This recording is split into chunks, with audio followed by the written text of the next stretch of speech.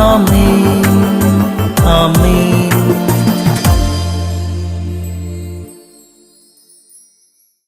യേശുവിന്റെ ഏറ്റവും പ്രിയപ്പെട്ട കുഞ്ഞെ, അപ്പസ്തോല പ്രവർത്തനം 12:5.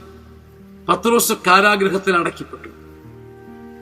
നമ്മുടെ ഒരു സഹോദരൻ, നമ്മൾ വിശ്വസിച്ചയാൾ, നമ്മുടെ പ്രസ്ഥാനത്തിൽ ഉണ്ടായിരുന്നയാൾ, നമ്മുടെ ഗ്രൂപ്പിൽപ്പെട്ട ഒരാൾ, സത്യസഭയിൽ തീക്ഷ്ണമായി പ്രവർത്തിച്ചിരുന്ന ഒരാള്, ചില ബന്ധനങ്ങളിൽ, ചില കാരാഗ്രഹങ്ങളിൽ, ചില കൊടുക്കുകളിൽ, ചില കെണികളിൽ, ചില വീഴ്ചകളിൽ, ചില അകൽച്ചകളിൽ നാം എന്താണ് ചെയ്യേണ്ടത്? പഴിക്കണോ? ദൂരെ അകറ്റണോ?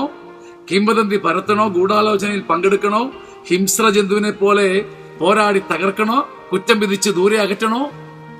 അപ്പസ്തോല പ്രവർത്തനം 12:5. സഭ മുഴുവനും അവനു വേണ്ടി തീക്ഷ്ണമായി കരങ്ങൾ ഉയർത്തി പ്രാർത്ഥിച്ചു. സഭ മുഴുവനും ഒരുമിച്ച് പ്രാർത്ഥിച്ചാൽ പരിഹരിക്കപ്പെടാത്ത പ്രശ്നങ്ങളുണ്ടോ? ദൂരീകരിക്കപ്പെടാത്ത പാഷണ്ഡതകളുണ്ടോ? സഭയിൽ മക്കൾ സ്വർഗീയ ജെറുസലേമിനെ നോക്കി മധുബഹയുടെ മുമ്പിൽ കരങ്ങൾ ഉയർത്തി ഒറ്റ മനസ്സോടെ ഒരേ താളത്തിൽ, ഒരേ ഭാവത്തിൽ, ഒരേ രാഗത്തിൽ, ഒരേ കീർത്തന മധുരിമയിൽ ഒന്നിച്ചു ചേർന്നാൽ, സഭ മുഴുവനും ഒരുമിച്ച് പ്രാർത്ഥിച്ചാൽ തടവറകൾ പൊട്ടും, ചെങ്ങലകൾ അയയും, കുടുക്കുകൾ അഴിഞ്ഞ് മെഴുകുപോലെ ഒഴുകും.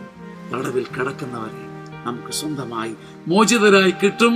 അങ്ങനെ ചില വ്യക്തികളെ ഉന്നം വെച്ച് പ്രാർത്ഥിക്കാൻ, ഉന്നം വെച്ച് കണ്ണു നട്ട് കരമുയർത്തി പ്രാർത്ഥിക്കാൻ സഭ മുഴുവന്റെ മേലെയും ഒരു അഭിഷേകം ഉണരട്ടെ. ആമേൻ ആമേൻ ആമേൻ.